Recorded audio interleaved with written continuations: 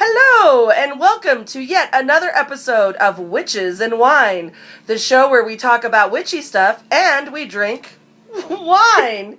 Clink and drink. Now that was much better. Oh, wow, that is so good.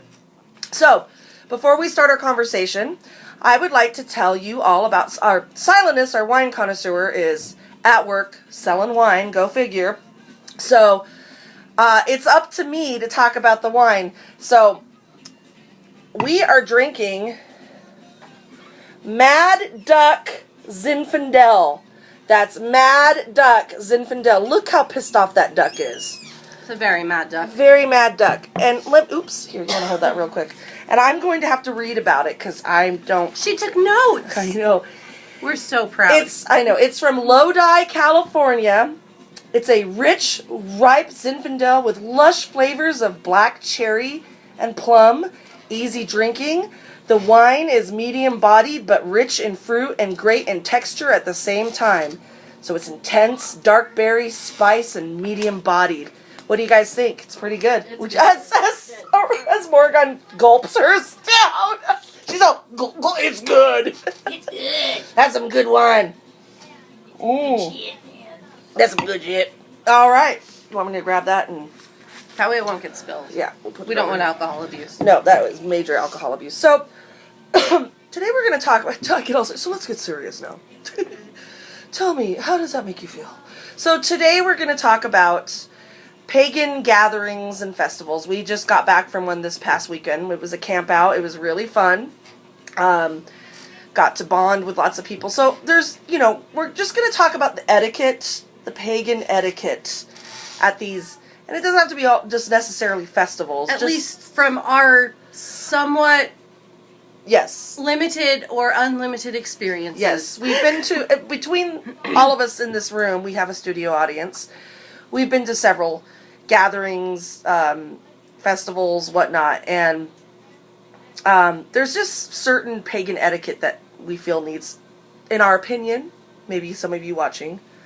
What was that? I was getting my shirt in there because it says I need a huge bottle of wine. And first looked like it said I need a hug bottle of wine. I was like, okay, well, huggy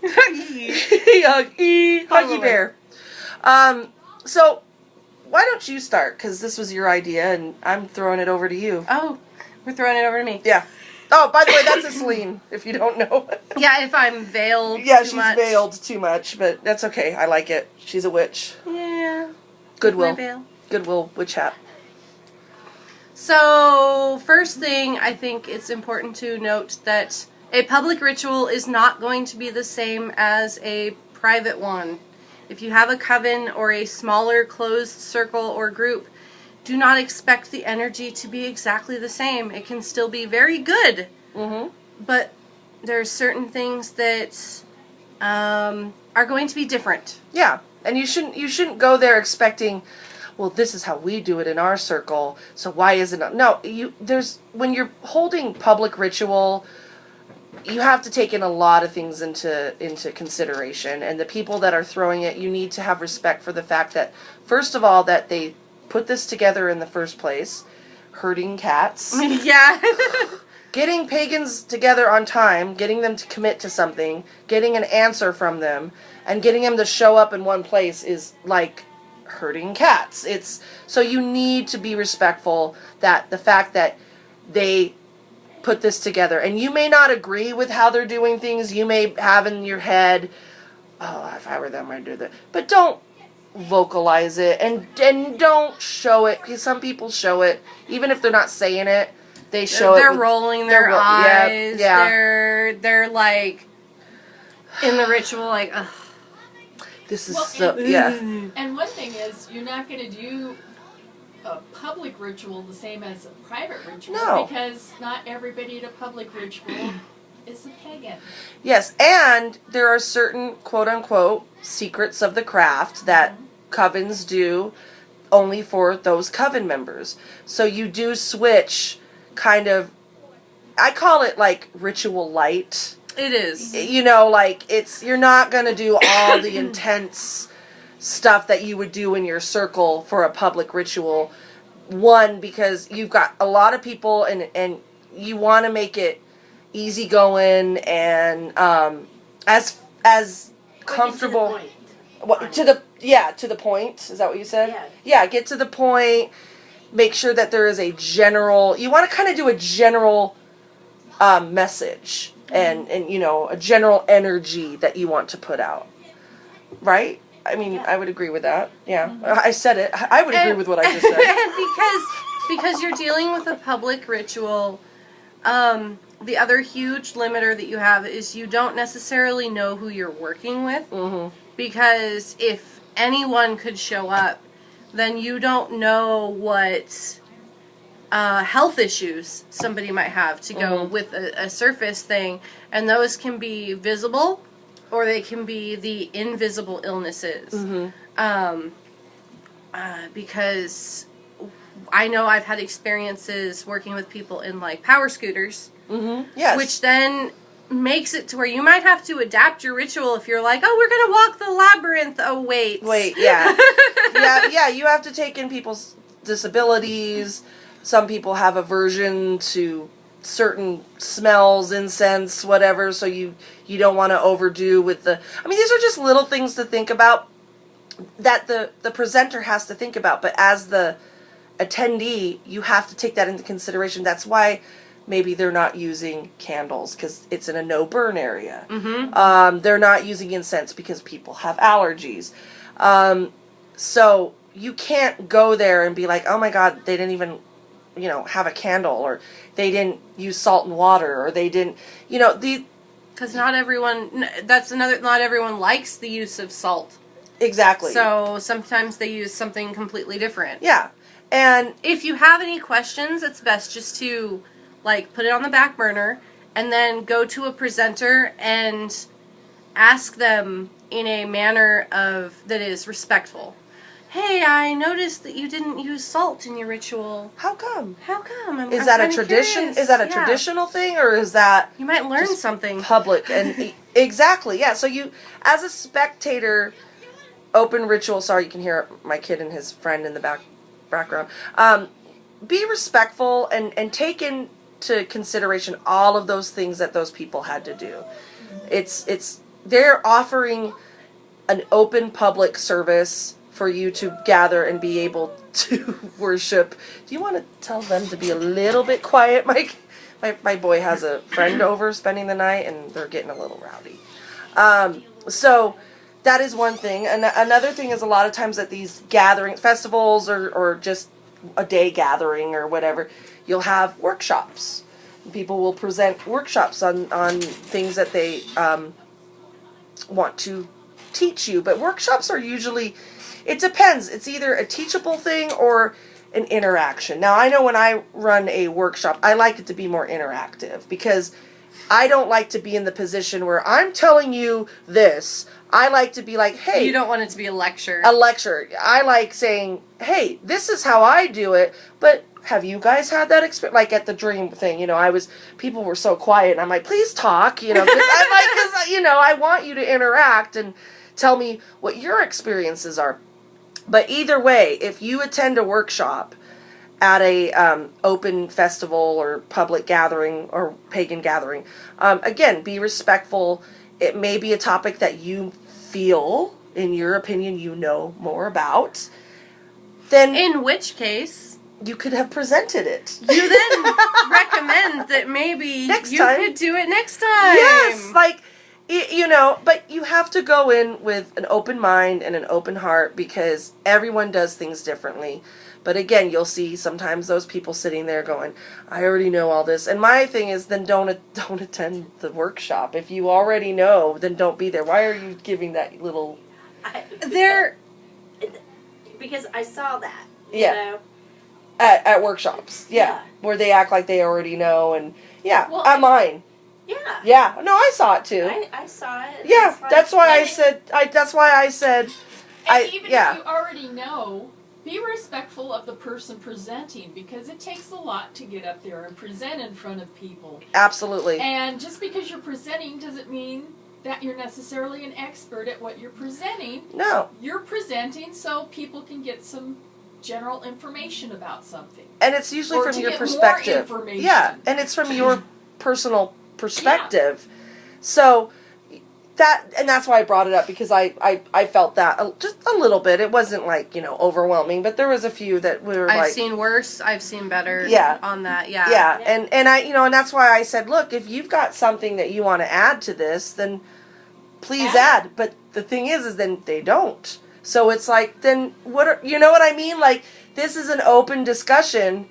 If you feel you know more than me, which you might, I'm not saying I know the most, but add your experiences. Say, I've always done it this way and I found success with that. Oh, that's awesome. Thank you for sharing that.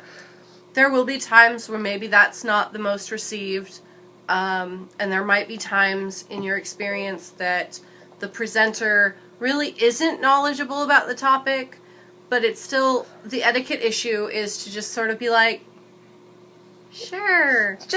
And then when it's done, you find, if it's a festival, you may mention it to somebody who was a staff member in heading up the workshops and say, well, I kind of noticed that this particular workshop, and I think it could benefit from blah, blah, blah, blah, blah. Yeah. Yeah. That might put you on the spot, though, because that means that you might be the next presenter. Oh, well, if you feel it kind of comes to that, treat others as you would want to be treated. Yeah, exactly. But because put yourself in the presenter's shoes. Yeah. Would you want people rolling their eyes and being like, I could have learned this. I could Google all this, which you can. I mean, we have Google, but I like to hear from a person's personal experience. I like to hear how they work with it. And you don't have to agree with it. This isn't about, saying it's my way or the highway. It's about saying, these are my personal experiences with it, and this is what I've found that works. Does anyone have anything else to add on that particular topic? I think that's part of leaving your ego out of it and not sitting in judgment of people, and just go there and be open. Yeah. Be open and be respectful. Yeah. Another thing, and these are important things, but that we've had experience with is,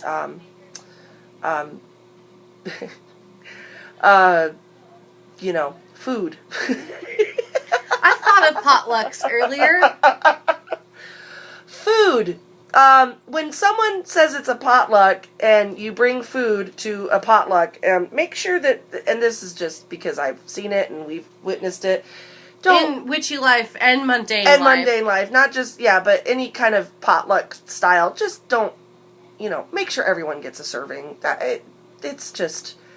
It's polite. Don't go and keep grabbing before everyone else goes, because that's just not fun. And also, become prepared, like if you're spending the night, if they say, you're going to be camping, you're going to be this, make sure you come prepared, because there are times when, there's always someone there that will lend you something, like, oh my god, I forgot a sweater. Yeah. Or, oh my gosh. Or, I need duct tape because I forgot to bring my duct tape. Yeah. Yep. She had a whole backpack of all sorts of items. She was like, you were like witchy camping person, but she brought all her kids too, and she has to be prepared, so, But I didn't have duct tape. Backpack. She had what? Her Hermione backpack. Without the duct tape. The Hermione. It's just the duct tape fell out of it. That was the picnic backpack? Yeah. Oh my god, that was so cool. This backpack was amazing. I don't know, any other things? Just being prepared, being respectful. Also know that, they do have, you'll find, like, at pagan festivals, there's rules, and there's a reason why they put those rules. There's a lot, at some festivals, there's a lot of celebration, a lot of alcohol intake. Sometimes there is, hi, sweetie. Sometimes there's... Don't mention me in the video. What? Don't mention me. Well, you just mentioned yourself. So, there's a lot of, there could be nudity, sky-clad and whatnot. You need to be respectful of people's personal space. Me and Isleen were talking about sometimes at festivals, people there's a lot of polyamory, and me and Isleen and a few others in our coven, we're not in polyamorous relationships. We're almost the oddballs. When it comes to pagans, yeah. We are the oddballs, and you can't assume that just because I'm pagan and I'm there with my husband that we're swingers or poly, or we're gonna. You have to be respectful. You have to assume that you need to. Understanding that that's a bit of a. It can be a bit of a sticky wicket to try and cross that bridge to begin with, because you're like, well, if they are, then I don't want to miss out on that. Yeah, but if they're not, I don't want to offend. Yeah. So you have to be, you have to kind of read the room. I know for me and my husband, we give off a vibe that we're very flirtatious, we're very friendly and open, we hug, we're very touchy-feely. And so it doesn't surprise me that we have been mistaken for being polyamorous. I mean, if you've heard Isleen and her husband talk, I mean, I'm sure they're just dirty birdies. And, people probably assume, they have 500 kids. Well, they have 1,000 children, so they like to do it. They have 5. From the 1800s. Yeah, from the 1800s. Anyway, somewhere in the 1800s, we had 500 kids. It's an inside joke. Probably in a past life. So, there's that whole vibe of personal space, respect for someone's belongings and space. Belongings and space. Belongings also meaning significant others. We go to a couple festivals where there is shrines that you can go and visit in the name of Aphrodite. Or Pan, and make love. So there's a lot of people that like to invite you to the shrines and be like, hey, you want to go, And it's nice, I've never had anyone be disrespectful if they've invited me. Actually, I've never been invited before. I was the first time I went to a festival, and I thought they were just asking me to visit the shrine. To look at the you didn't know. I'm like, sure. That sounds like fun. I haven't been over there yet. Oh, no. So sometimes people inadvertently agree to have sex with you. Not knowing that that's what they're agreeing to. I've never been asked to go to the shrine, and I'm always like I would never go because I go there with my husband. But there's that part of me that's like, well, what's wrong with me? Right? Like, what am I? Next year we'll all ask you. Just everyone asked me to go to the Aphrodite shrine. I'm gonna tell you no, but I would still like to be asked. I'm just saying. We'll pay people to ask. Oh, God. Raise money for the Coven. And this year, at that festival, yeah, it is Morgan's and my birthday weekend. Oh, at Spring Histories? Yes. Ooh. That is our weekend. Oh, how fun. So we have to do something special. So we need cake. We need cake. Lots of cake. Lots of cake. Yeah. And wine. Clink and drink. Wine. Are you having a good time in there, honey? No. What are you guys doing? Eating. Eating and playing games. That's my son, and he has a friend spending the night. And they're eating all the food. Because that's what happens. That's what happens. So, can you think of anything else to cover on pagan etiquette? We talked about food, we talked about being prepared, we talked about personal space. It's been said over and over and over again, but if you are within a caste circle or within sacred space that you are standing there and you are partaking in the ritual, please keep side conversations to about this level. Yes. It's disrespectful to be in a circle and have someone going, so the other day, my mom, she pissed me off, she just told, it's like, really, we're in a circle, and don't do cross conversations. I had that happen just the other day. Someone did a cross conversation that had nothing to do with what we were talking about, and I was like, we can talk about that at a different time, not here in, ritual space. Common sense. It's one thing to be like, so what are we supposed to do with the candle? Yeah. That's that kind of cross. Like, oh crap, which way are we going? Did they say face east? Why am I facing west? And it's Yeah. like, which way is east? Yeah. Wait, which way? That will happen on multiple occasions. Which way is east? Where's north again? Yeah, you always gotta find, that just happens. But we're talking about, like, that has nothing to do with the circle. So it's about respect. It's about putting yourself in that person's shoes. It's about, really showing gratitude and being gracious that they even pulled this off for the people, because it is really hard to pull these things off. I mean, we've organized several things as groups and small groups, big groups, and it's difficult to get everyone on the same page, and there's going to be mistakes made, and there's going to be things left behind, and there's going to be things we forgot, and you have to improvise.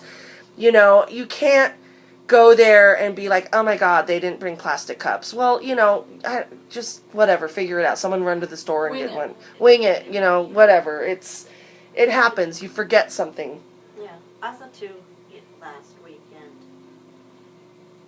with being respectful and everything, with them out there doing that, there's a couple of people that seemed kind of uncomfortable talking in front of people. Yes. So you have to respect that. Yes, and as a presenter, right, you can't, if somebody doesn't want to talk or share, you want to make sure that... Encourage, not enforce. Right. Very good. Yeah. You want to make sure that, because there are people that they're just not, they don't want to talk. They want to just listen and, so as a presenter and as an attendee, you have to read the room. You have to know the energy. And I think a really good thing, and I don't know if they have this, I don't know if at Spring Mysteries they do this. I mean, I've gone quite a bit, and maybe there is one. I think it's a good idea to have some place where, because you're going to, oh my God, having that much energy, even as at this last weekend, all that energy, it's a lot of energy. It's a lot of witchy energy, and it's overwhelming, and sometimes you get just drained and tired, and you need to have a place to go to ground, maybe have people to help you ground. I know the first time I went to any festival on that level was at Hecate 5 years ago or whatever, and the energy overwhelmed me so much I didn't know what to do with it. I was like, oh my gosh. When I went to Many Gods West, it was 2 or 3 years ago, I don't remember exactly, they had a tea room, which was awesome because it was just a place you could go and chill out. They had games and tables set up, and you could have tea or coffee or whatever, but they had a couple of the presenters there that would do different, like, one of them, she presented a specific style of tea service. Mm-hmm. So it was really cool because then you could kind of interact with somebody, but yet not be interacting with everything going on. Yeah. So it is nice to have, like, a chill area. A chill area. Well, they do, and I would love to. And a lot of this is live and learn. Well, and I would love to run a chill area, because let me tell you from my experience, and I bring this up a lot, but they're very similar. Raves, outdoor festivals and raves. I come from that culture, and you would go to, the high energy dance room or whatever, where you just dance, and then you'd go to some other, but they always had the chill tent, or they had the chill room where you'd go and they'd have bean bags and low lighting and really relaxing music, and you'd sit there and you'd just relax, and people would give you massages, and of course we were all on ecstasy, so it felt really good, but you get the, and Mysteries has the healing shrine. Yeah, the healing shrine, so at very least there would be that, because that's kind of what it's set up for, is for you to chill out. And just get... I just haven't visited that myself. It's nice. But I know it exists. Yeah. I want to check it out I think that's important to also be on the lookout for people who are having energy overload, and help them. And if you are having energy overload, there are healers all around you. There are people that are experienced. Reach out and say, I'm feeling a little overwhelmed. And carry Rescue Remedy with you. Yes, that's always good, Bach too. Rescue Remedy is the bomb. It's super awesome. Yes, it's really, really good. And that was going to make me, before we go, that reminded me, workshops. We love the workshops at this last thing, but there needs to be a break in between workshops. Because we had one workshop after another, and it was very... You need like at least a 30-minute break, 45-minute break. You can do like 2 back-to-back. And then have a break. It's sort of like work. You work Yes. 2 hours, you get a break. You work 2 hours, you get a break. Yeah. Well, in some places you don't get any breaks, but you know what I mean. Like, you need to have that break in between, because it can be very overwhelming, and you don't want to miss out. You have, what is that called? FOMO. Fear of missing out. And that is one of the things that I have a struggle with at any kind of place that has workshops. Yes. Is I want to go to this and I want to go to that. Oh, you mean I have to choose between these two? But Yeah. I want to go to both. And then this last Spring do that. Mysteries, me and my husband, we really just didn't go to a lot of workshops because we decided we're going to rest. Like that, and that was, we missed some great workshops, but you know what? Our bodies were telling us to rest, so we took a great nap. I only went to one. Yeah, we did the napped. same thing. We napped. It was great, because the years before I kept going, and I was like, oh my God, I'm so worn out. And so this year, so you learn that, you live and learn, you know, make sure you rest. If it's a 4-day festival, 3-day, if it's an overnight, if it's an all day, it's important to hydrate, it's important to rest, it's important to not be overworked in the emotional and the energy, and make sure that you have someone there that can help you, and remember to ground periodically throughout the day. yes, ground. I mean, you know, wear your stones, do your grounding. And like hematite bracelets, or what's black tourmaline. Yes, Black tourmaline stuff. I always wear my black They're your tourmaline. friends Yep. for grounding. Those are my go-tos. Yeah. I have others too, but hematite and tourmaline are my favorite. Yeah, those are good grounding stones. So just be prepared and be respectful. I think that's the main one, is just be respectful and know that these people are putting on a service that's amazing and fun, and be open-minded and enjoy meeting new people, because that's the best part too, is just meeting like-minded folks. And I think that's all we have. Does anyone have to add anything, or it was short and sweet tonight? Yeah, you always have time to air grievances after Yeah. the presentation is over, after the ritual is over. You can find someone. You can even talk to the presenter and just be respectful about it and be like, well, I think maybe this area could have had some improvement. Yeah, or just, you know, ask, oh, how come you chose to do it that way? Because you might be surprised why they chose it. It might be some way that you never... There might be a real reason for it. that you never thought of. Or it might have been like, you know what, I forgot to throw that part in, and oops. You know? Thanks for bringing that up, because next time I'll remember that. I'll add this to my notes. Yeah, so I mean, it's a learning experience for everyone. Everyone's there to learn. Everyone's there to have a good time. And you know, if you attend any pagan gatherings or whatnot, these are just very simple things, and they're small things. They're not huge, like, you know, you need to bring, you know, write down everything and take notes and there'll be a pop quiz. I mean, these are just small things that can help make it very comfortable. And you'll have a great time. Yeah, and most of the time when you go to the big festivals, they have on their website the list of rules. Yep. You know, make sure you look those over. Yeah, and if you have any questions, there should be a contact person. Yeah. You know, if you're confused, like, oh, is this kid friendly? Can I bring my pets? You know, will there be a place for, if you're spending the night, will there be a place for my CPAP machine? You know, well, you know, you have to think of the medical things. You know, if you have allergies, you might want to bring your own food that is good Allergy for you. safe. Yeah, so I mean, you have to think of those things too. So anyways, well, thank you so much for joining us, and remember, if you want to ask any questions or be a guest, you can email us at crossroadscoven@gmail.com. How come I cannot get this? I don't know. crossroadscoven@gmail.com. Remember to always walk with the goddess, walk with the goddess, walk with the goddess even. Be kind to one another, and until next time, blessed be, clink and drink. Any clinking? Any drinking? I know you don't have. But that's okay, you can drink your pretend. Drink your pretend I wine. have a little drop. That's what she said. All right, bye everybody.